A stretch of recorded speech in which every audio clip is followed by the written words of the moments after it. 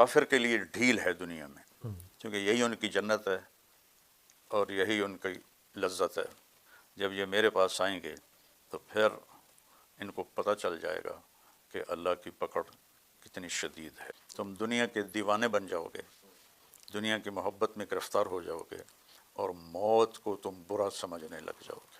ایک زمانہ آنے والا ہے جب قومیں تمہیں اس طرح تقسیم کریں گی جیسے کھانے کے پیالے پر کھانا تقسیم ہوتا ہے۔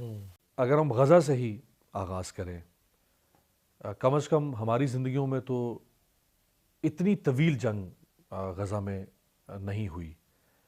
ہر 4-5 سال کے بعد صورتحال اس طرح کی بنتی رہی ہے، لیکن وہ چند دنوں پر محیط ہوتی تھی اور چند سو افراد متاثر ہوتے تھے۔ یہ 1 لاکھ سے زائد لوگ متاثر ہو گئے ہیں، کل جس کی آبادی 20 لاکھ کے لگ بھگ ہے۔ کیا کہیں گے آپ؟ اللہ تعالیٰ کے 2 قانون ہیں، ایک غیر مسلم کے بارے اور ایک مسلم کے بارے۔ غیر مسلم کے لیے ہے ذرہم یأکلوا ویتمتعوا ویلہہم الامل فسوف یعلمون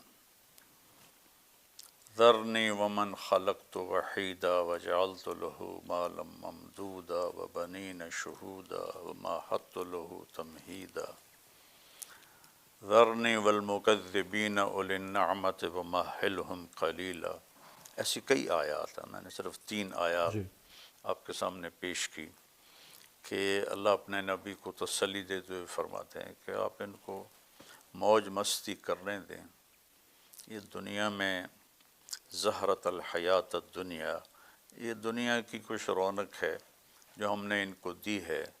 جب یہ میرے پاس آئیں گے تو پھر ان کو پتہ چل جائے گا کہ اللہ کی پکڑ کتنی شدید ہے۔ کافر کے لیے ڈھیل ہے دنیا میں، کیونکہ یہی ان کی جنت ہے اور یہی ان کی لذت ہے۔ تو موت کے بعد ان کے لیے کچھ نہیں، لیس لہم فی الآخرۃ الا النار، آگے ان کے لیے آخرت میں آگ کے سوا کچھ نہیں ہے۔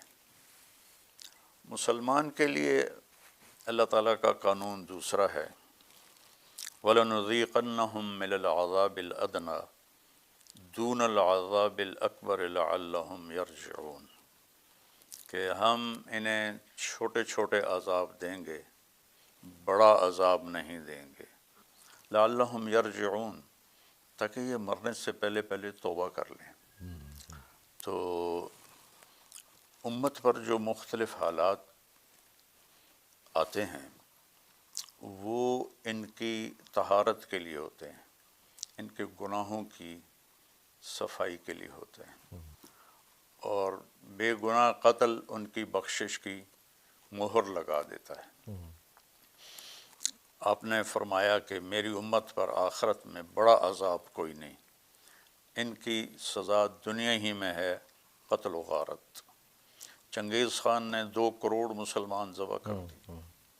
تیمور کم بخت مسلمان تھا، لیکن مسلمان ہو کے اس کم بخت نے اپنے دادے کی روایت کو زندہ کیا اور 2 کروڑ مسلمان ذبح کر دیے، تھوڑے سے اس میں ہوں گے غیر مسلم۔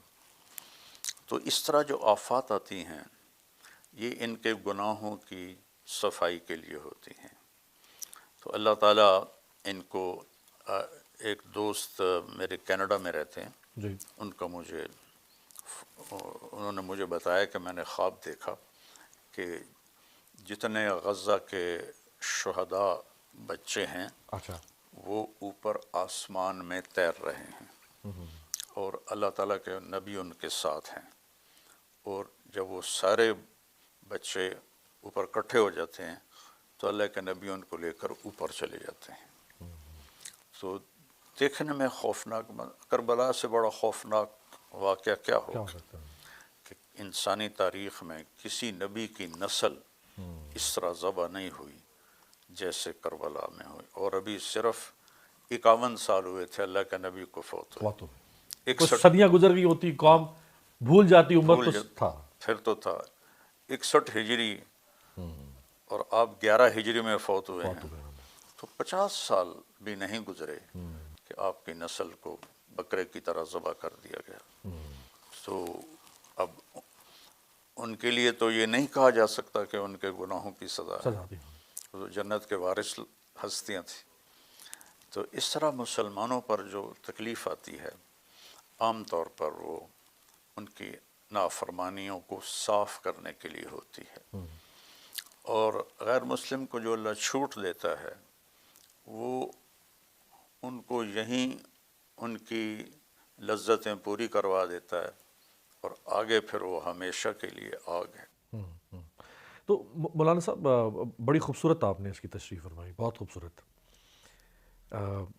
لیکن جس دور میں ہم جی رہے ہوں اس دور میں اگر ظلم ہو رہا ہو اس طرح کا، اور مسلمان طاقتیں ہوں، 56 اسلامی ملک ہوں، ایک سے بڑھ کر ایک ترم خان ملک ہو، کسی کے پاس تیل کی دولت، کسی کے پاس کوئی اور دولت، اور وہ کچھ نہ کر پائیں، اس پہ کیا فرمائیں گے؟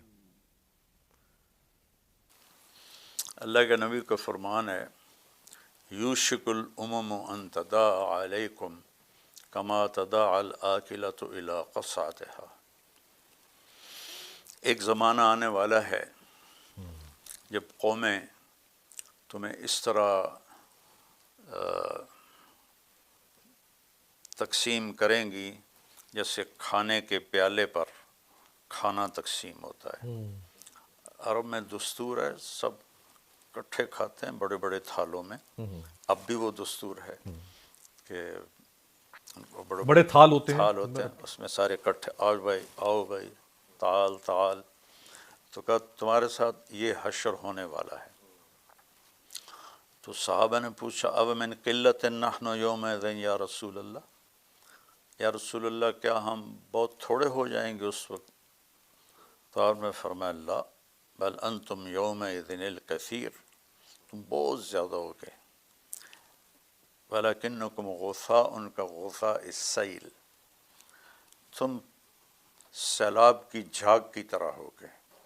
وَلَيَنزِعَنَّ اللَّهُ مِن صُدُورِ عَدُوِّكُمُ الْمَهَابَةَ مِنكُمْ، اور اللہ دشمن کے دلوں سے تمہارا رعب نکال دے گا.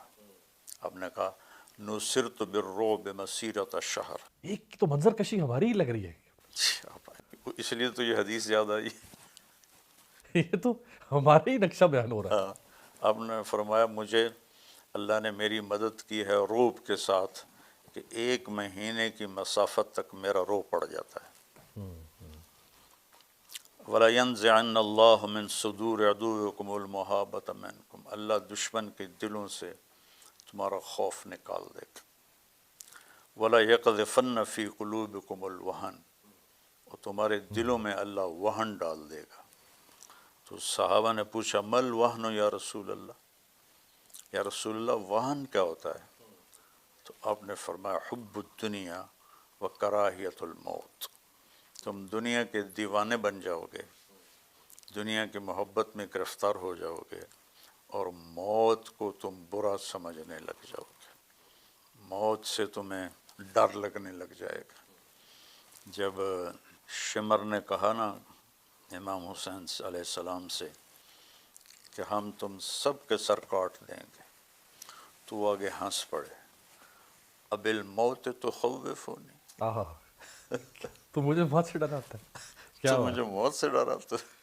کیا بات. تو اب ہم تو کوئی موت کی بات بھی ہو تو اٹھ کے چلے جاتے ہیں، سنی نہیں جاتی. بہت خوبصورت، بہت خوبصورت بیان ماشاء اللہ. دونوں باتیں آپ نے بہت خوبصورت. ایک تشریح آپ نے کر دی کہ یہ جو آزمائشیں ہیں، اور اس وقت دنیا کی 1/4 ممالک مسلمان ممالک ہیں. 1/4 اتنی بڑی طاقت ہے، اور اس کے باوجود وہ ڈر رہے ہیں کہ شاید کسی کا تخت نہ ہل جائے، کسی کا کوئی اور کو بندر کا بند نہ ہو جائے، کسی کا کوئی کاروبار نہ ٹھپ ہو جائے.